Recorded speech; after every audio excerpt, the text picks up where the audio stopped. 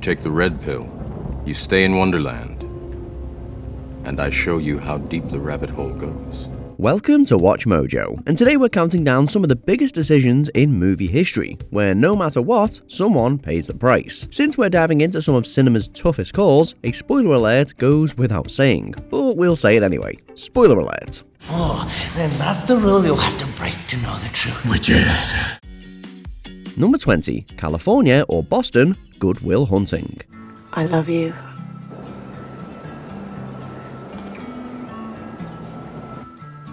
Will. Will's arc revolves around confronting his childhood trauma and accepting himself for all his flaws. Along the way, the protagonist genuinely falls for Skylar, even though he won't admit it. Through Sean's fatherly wisdom and Chucky's heartfelt encouragement, Will realizes he has to break free from his emotional limbo. You know what the best part of my day is? For about 10 seconds from when I pull up to the curb when I get to your door. Because I think maybe I'll get up there and I'll knock on the door and you won't be there.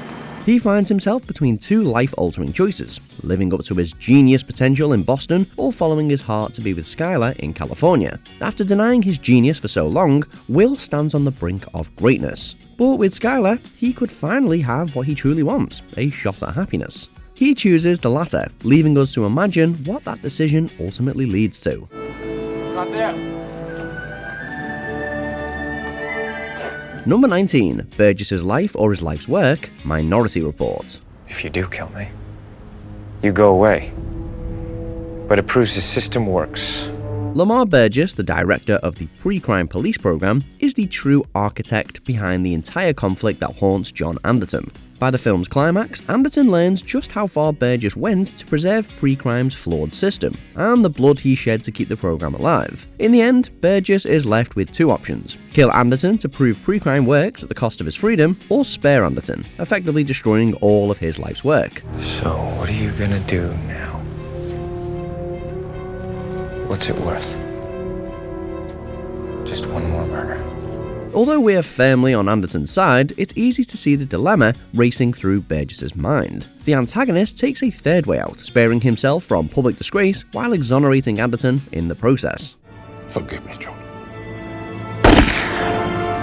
Forgive me. Number 18, To Free or Not to Free, 127 Hours. You won't become officially missing until midday Wednesday at the earliest.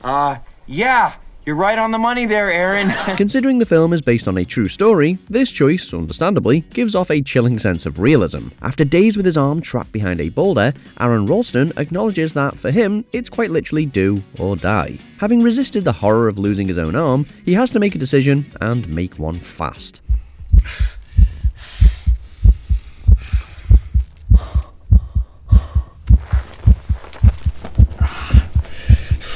Inspired by a vision of a son he might have one day, Aaron chooses to make that future a reality. Excruciating both physically and mentally, the protagonist braves through the agony to reclaim his freedom. By surrendering his arm to save his life, Aaron turns a moment of defeat into his greatest triumph.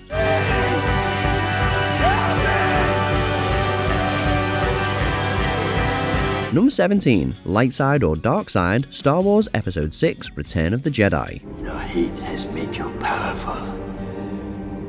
Now, fulfill your destiny. Sometimes people dig themselves in so deep that they reach the point of no return. When Anakin Skywalker sides with Palpatine in order to save Padme, he surrenders to the dark side and becomes Darth Vader. The misguided Jedi thus loses his humanity, killing younglings, blowing up planets, and chopping off his own son's hand. There is no escape. Don't make me destroy you. Regardless, Luke still believes that there's hope for his father. When Luke is at the Emperor's mercy, Vader is left with two options: save his boy or remain loyal to the dark side after years of dedicated service. In the end, Vader sees the light and finds redemption. Hey, it's never too late to make amends, right? I'll not leave you here. I've got to save you. You already have. Number 16, Mortal or Immortal, Hercules.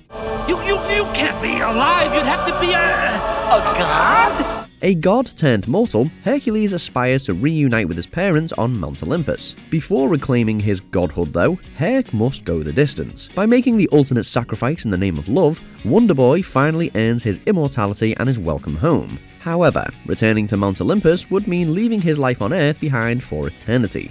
A life without Meg, even an immortal life, would be empty. Although he's literally been to hell and back to achieve his dream, Herc discovers that his place isn't with the gods, but with the love of his life. Mortal or immortal, there's no denying that Hercules is a true hero.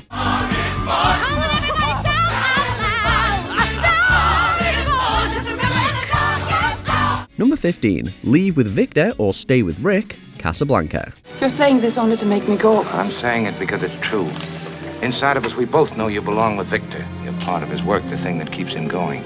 Although Rick and Ilsa's love was true, it was all too brief. Their romance was derailed by Ilsa's loyalty to her husband, Victor Laszlo, whom she once thought was dead. After suddenly walking back into Rick's life, old feelings surface and something has to give. Let's see, the last time we met. Was La Bella Roar. How nice you remembered.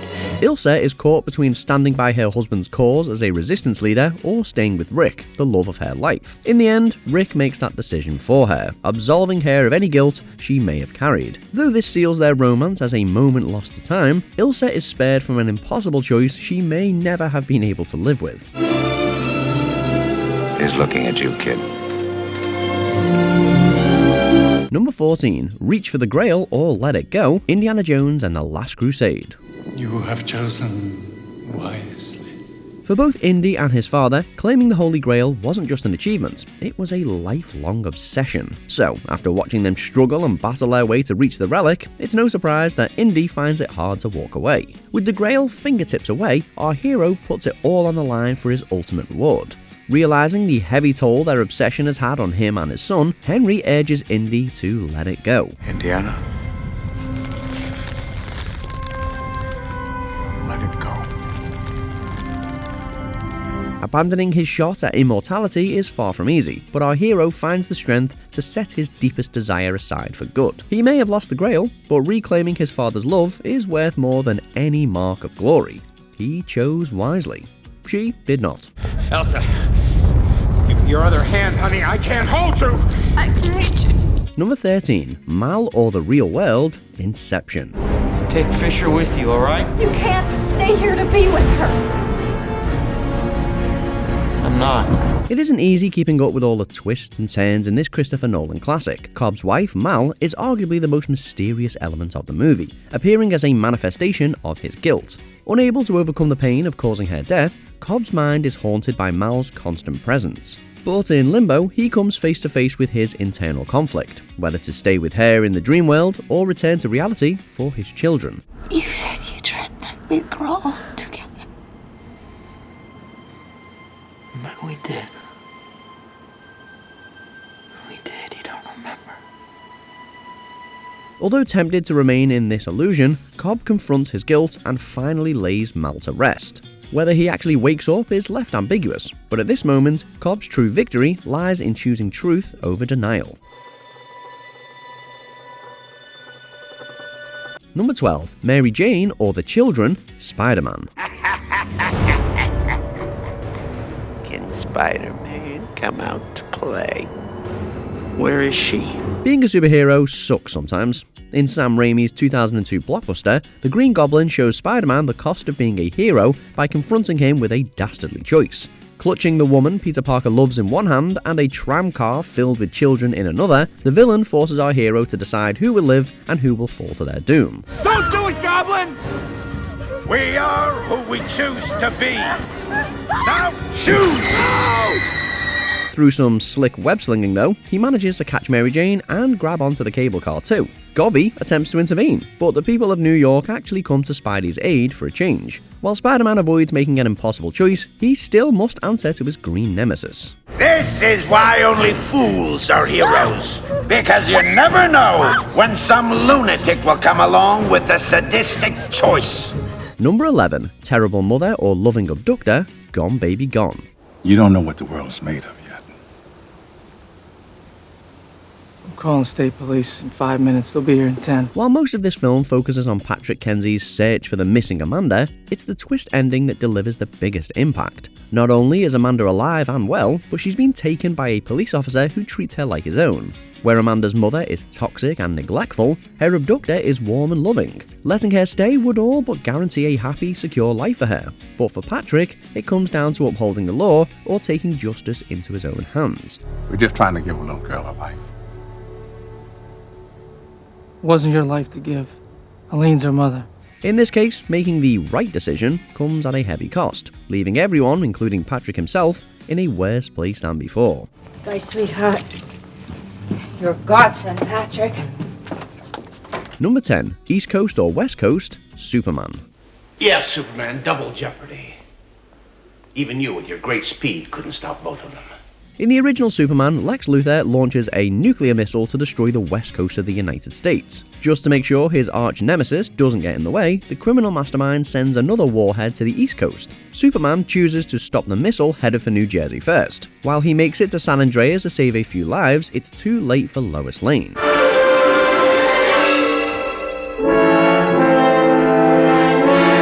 Although Superman is forbidden from interfering with human history, he decides to save the woman he loves by reversing time. I know, right? Who knew you could do that? Granted, this is a total cop-out in terms of storytelling and makes little sense, but our hero is still presented with a genuine ethical dilemma. Do you know what happened to me while you were off flying around? Number 9. The Rebel Cause or Her Home World, Star Wars Episode 4 A New Hope. Governor Tarkin, I should have expected to find you holding Vader's leash. I recognized your foul stench when I was brought on board. Every hero makes sacrifices in the war against the Empire, but Leia's loss is arguably the most devastating. Thrust into a no-win situation scenario, she either gives up the rebel base or watches Alderaan annihilated before her eyes. It's a choice with no right answer. They're on Dantooine. There, you see, Lord Vader, she can be reasonable. Continue with the operation. You may fire when ready. What? On one hand, revealing the Rebel Alliance dooms the entire galaxy. On the other, everyone Leia has known and loved is wiped out in an instant. Leia knew what was at stake when she joined the rebellion, but choosing between a cause and billions of lives is a burden no one can bear. Despite a desperate lie to save Alderaan, the princess watches in horror as the Death Star's super laser turns her homeworld into rubble.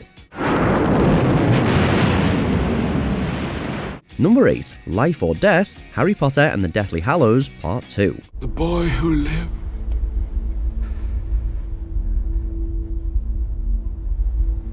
come to die.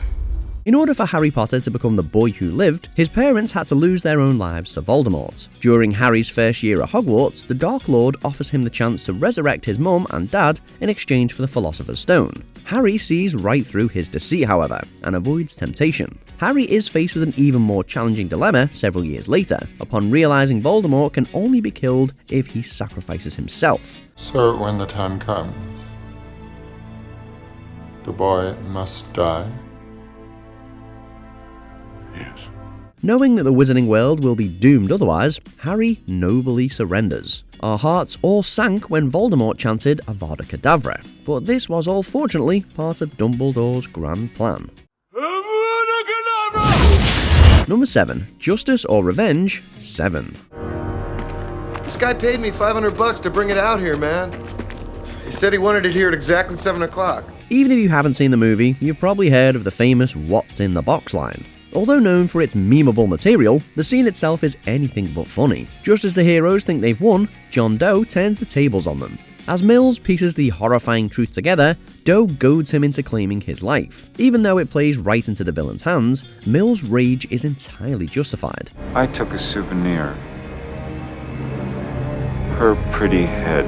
Just like him, we want Doe to suffer for his crimes, but pulling the trigger allows the villain to escape from justice. Overcome by wrath, Mills gives in to his need for vengeance, completing Doe's twisted plan and allowing the bad guy to win. No! Just throw it all away, you know. No! Number 6. Clint or Natasha, Avengers Endgame. Now don't you get all decent on me now. What, you think I want to do it?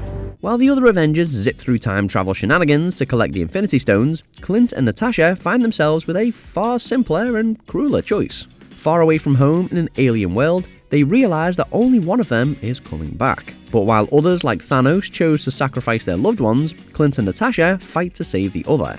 I guess we both know who it's gotta be. I guess we do. It's a gut-wrenching scene that proves the depth of their love and loyalty, each willing to fall so their friend can live. When it comes down to it though, it's Natasha who makes the final call. By giving her life, she not only saves the universe, but also brings her long, hard-earned journey to a powerful close. No. Please no. It's okay. Number 5. Monster or Bullet, The Mist.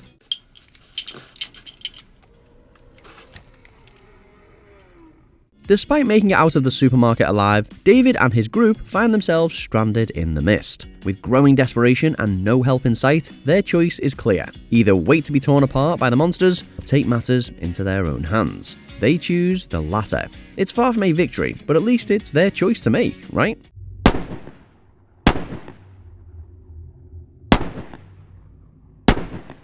But just when David is the last one standing, he realises it was all in vain. Just a few more seconds would have saved them all. Instead, David is left to live with the crushing weight of a choice he can never take back.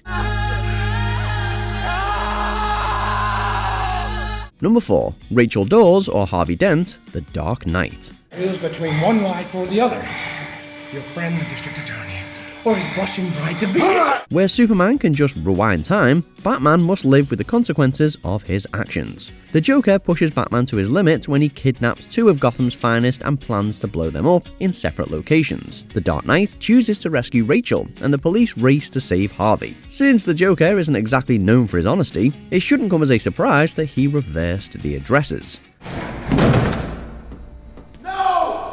No, not me! Why are you coming for me? Batman ends up saving Harvey instead, while the cops can't reach Rachel in time. The Joker's chaos continues to spread like wildfire when he rigs 2 ferries with explosives, and makes the passengers decide which one goes boom. He certainly knows how to split people down the middle. You just couldn't let me go, could you? Number 3. Red Pill or Blue Pill, The Matrix. Welcome to the real world. Neo must make numerous difficult choices throughout the Matrix trilogy, including when the Architect gives him the option of saving Trinity or Zion. Yet, the most crucial decision Neo makes is whether or not to learn about the Matrix in the first place. Through clever symbolism, Morpheus gives Neo 2 selections. He can either take the blue pill and keep living in a false reality, or take the red pill and venture further down the rabbit hole. Remember, all I'm offering is the truth, nothing more. Although he doesn't regret facing the truth, others would argue that ignorance is bliss. If we found out the real world was overrun with machines, the blue pill, honestly, would have been tempting.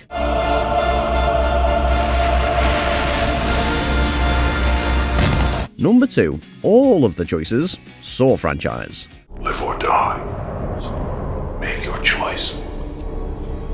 Although the Saw movies rely heavily on graphic imagery, each film also possesses a certain degree of psychological horror. The Jigsaw Killer constructs appalling games that have no true winners. In the first film, 2 men find themselves chained up in an unknown location. Pitted against each other, just one of them can leave this bathroom alive. Even then, the only means of escape is foot amputation. He doesn't want us to cut through our chains. He wants us to cut through our feet. The games only get more sadistic as the series goes on, especially in the 6th film, where a man must decide which of his colleagues will die, and who will get to live to play another game. No matter what game Jigsaw is playing, we wouldn't want to be in any of his victims' shoes. You say we're only as strong as the weakest link? I'm as strong as you can't let me die! Before we continue, be sure to subscribe to our channel and ring the bell to get notified about our latest videos. You have the option to be notified for occasional videos or all of them. If you're on your phone, make sure you go into your settings and switch on notifications. Number 1. Jan or Eva, Sophie's Choice. Du kannst eins von den Kindern behalten. Wie bitte? This scene is simply every parent's worst nightmare. In a flashback, it's revealed that Sophie was sent to Auschwitz with her son and daughter.